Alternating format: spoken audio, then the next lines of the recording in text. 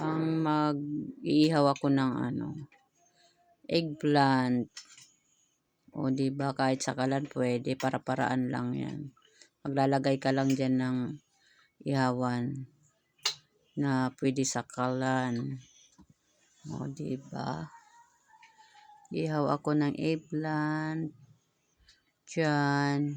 Bisi-bisihan ang person para may pang-ulam. O di ba? Pwede 'yan diyan kahit walang uling. Mayroon ka lang ihawan diyan, ipatong mo lang diyan, o di ba?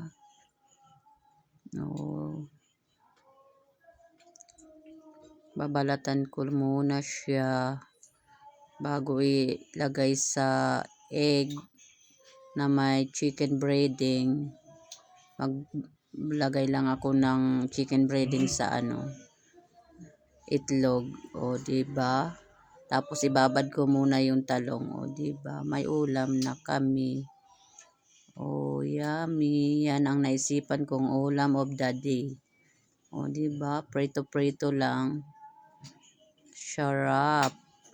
O di ba? Yan lang ang nakayanan ng budget ng aming ulam. Tapos may salad na may kamatis, sibuyas, pipino na may salted egg. O di ba? Yummy. Enjoy lang. O di ba?